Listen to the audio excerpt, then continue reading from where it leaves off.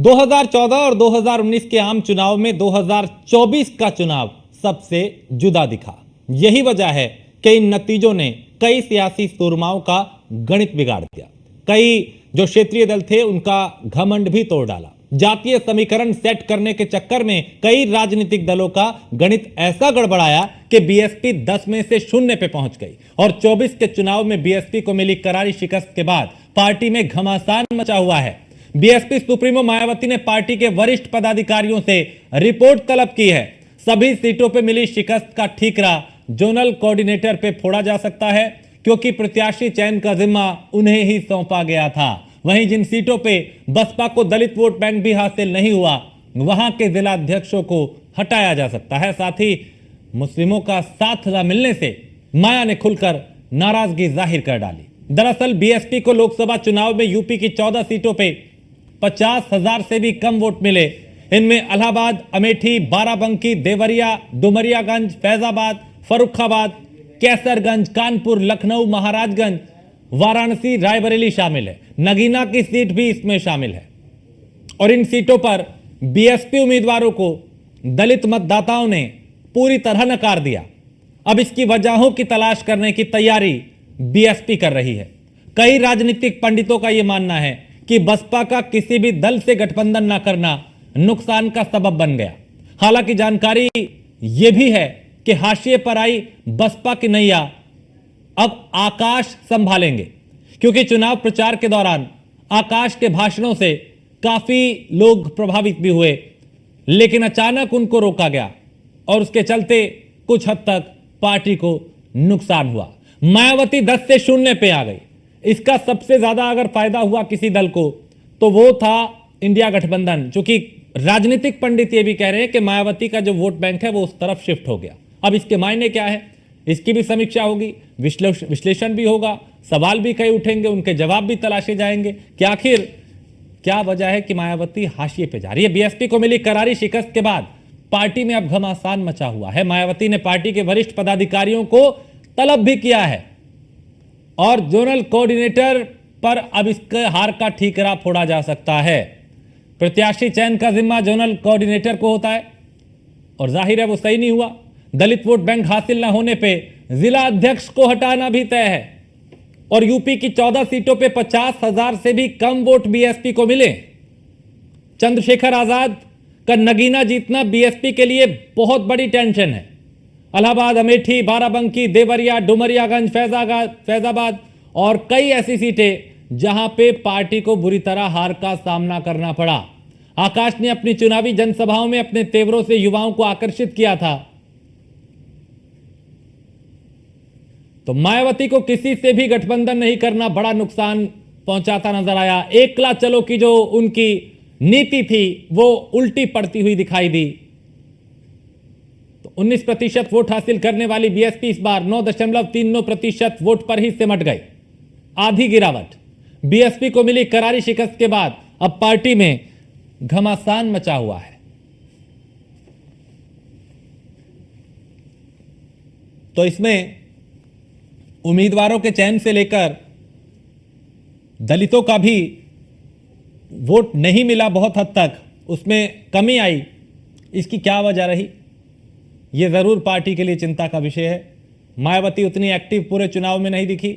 जब पिछली बार 2019 में समाजवादी पार्टी के साथ गठबंधन किया था तो समाजवादी पार्टी से ज्यादा फायदा मायावती को हुआ था। उस चुनाव में 10 सीटें जीत ली थी, लेकिन इस चुनाव में खाता ही नहीं खुला।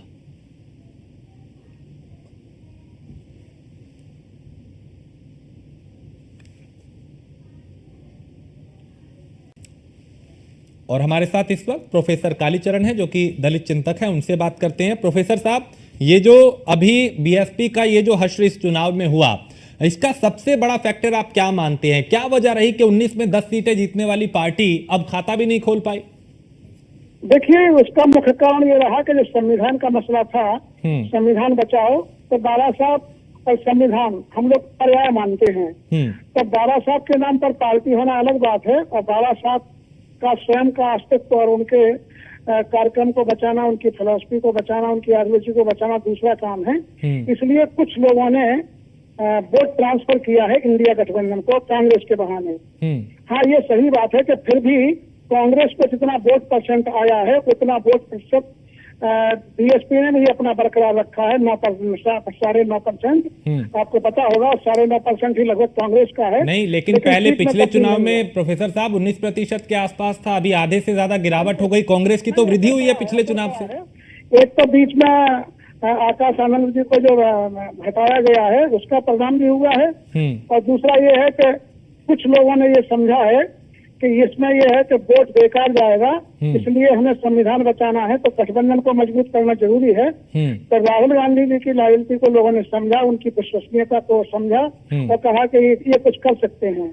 तो भले ही अखिलेश जी को उतना भरोसा न किया हो, लेकिन कांग्रेस और अखिलेश जी का गठबंधन था, इसलिए कांग्रेस को वोट शिफ्ट हुआ है अधिकांश। हाँ, फिर भी जाटो वोट जो है उनके समाज का वोट है वो लगभग बहुत कम माने ट्रांसफर हुआ है, क्योंकि वो हुआ भी है तो वो कांग्रेस गठबंधन को ही हुआ है। प्रोफेसर साहब, जो एकला चलो की नीति मायावती की रही, क्या वो भी भारी पड़ी है? वो भी एक बड़ी वजह है कि वो अपना खाता नहीं खोल पाई, वोट प्रतिशत में गिरावट हुई? नहीं, आपका बना ये है कि एकला चलो की नीति नहीं थी, उनको पूछा नहीं गया पहले। आप जानते हैं कि कांग्रेस ने प्रयास किया, लेकिन सपा की ओर से इनकार किया गया कि यदि बहन जी को लेते हैं तो हम गठबंधन में शामिल नहीं होंगे। इस तरह के बयान आए थे। तो बहन जी एक सीनियर लीडर हैं, 4 बार मुख्यमंत्री रही हैं, और जब दर्द से आती हैं तो उन्होंने अपने सम्मान और सम्मान को बरकरार रखते हुए कोई प्रयास अपनी ओर से नहीं किया। और उन्हें जब ये संकेत मिला तो जो है वो उसमें उस वक्त सवाल ही नहीं होता, वो बहुत लेट हो चुके थे। तो इस तरह से ये हुआ है। यदि सही तरीके से कांग्रेस प्रयास करती और उसमें सहयोग अखिलेश जी करते, जो कि नहीं किया गया, क्योंकि वो पिछले सबक को नहीं दोहराना चाहते थे। वो सोच रहे थे कि यदि हमने गठबंधन किया तो बहन जी की पार्टी को तो लाभ हो जाएगा, लेकिन उनका वोट ट्रांसफर होगा ये कह नहीं सकते हैं।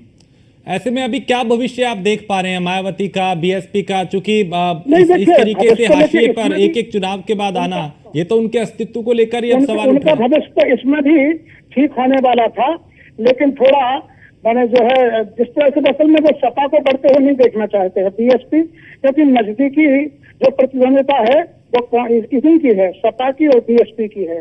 तो बीएसपी अपने प्रतिद्वंदी को सबल और ताकतवर नहीं होने देना चाहती है, स्वाभाविक है। और यही सपा का है कि यदि बीएसपी मजबूत हुई, क्योंकि बीएसपी का वोट इनके लिए ट्रांसफर होता है और उनका इनके लिए ट्रांसफर होता है। जैसे हम देखते हैं कि मुसलमानों का जो वोट प्रतिशत है इस बार बहन जी को नहीं गया, वो सारा शिफ्ट वहाँ हुआ है। तो ये वोट का चक्कर है, क्योंकि वोट बैंक एक ही है दोनों का। लेकिन प्रोफेसर साहब, हाँ प्रोफेसर साहब, देखिए अब चूंकि जो मायावती का वोट बैंक है वो भी तो अपने लिए कोई ना कोई विकल्प तलाशेंगे ना। जब मायावती एक्टिव नहीं रहेंगी, उतनी तरीके से मुखर नहीं होंगी, उस तरीके से सत्ता को नहीं घेरेंगी, तो जाहिर है वो भी विकल्प तलाशेंगे और वो इधर उधर होंगे। अब उसी का खामियाजा क्या मायावती भुगत रही? नहीं, बिल्कुल ठीक है, एक्टिव रहना पड़ेगा। और देखिए विकल्प जो है प्रदेश तैयार कर देती है, वहां जाकर के चंद्रशेखर के रूप में विकल्प तैयार हो ही रहा है। यदि इस तरह का हुआ तो उनके लिए विकल्प खुला हुआ है दलितों के लिए, लेकिन चंद्रशेखर को बड़ी मेहनत करना पड़ेगी, कड़ी मेहनत करना पड़ेगी, उन्हें विश्वास जीतना होगा। अब संसदीय जीवन उनका प्रवेश हुआ है तो उनमें भी मैच्योरिटी आएगी। तो ये है, अभी जो है कि ये सही बात है कि बहन जी भी मंथन कर ही रही होंगी और उन्हें पता है कि किस कारण ये हार हुई है सीधे तौर पर। यद्यपि उन्होंने मुसलमानों को दोष दिया है, लेकिन ये टिकट तो बहन जी ने ही दिए थे और वो स्वाभाविक रूप में इसीलिए दिए थे कि इसमें एसपी का वोट कर सके। लेकिन वो ऐसा हुआ नहीं। ठीक, बहुत शुक्रिया जी, चलिए बहुत शुक्रिया। क्योंकि उन्हें अपना अस्तित्व बचाना है। हम देखते हैं चंद्रबाबू नायडू का भी है। हाँ ठीक है प्रोफेसर साहब, बहुत शुक्रिया। और मनीष मिश्रा लखनऊ से हमारे संवाददाता। मनीष, इस चुनाव में सबसे ज्यादा अगर खामियाजा किसी पार्टी को भुगतना पड़ा तो वो बीएसपी लगता है, बीएसपी है, मायावती है। 10 से 0 पे आ गई। पिछले चुनाव में गठबंधन का हिस्सा थी, यानी समाजवादी पार्टी के साथ, तो 10 सीटें जीती थी। इस चुनाव में खाता नहीं खोल पाई। सबसे बड़ा फैक्टर क्या नजर आता है ग्राउंड पे?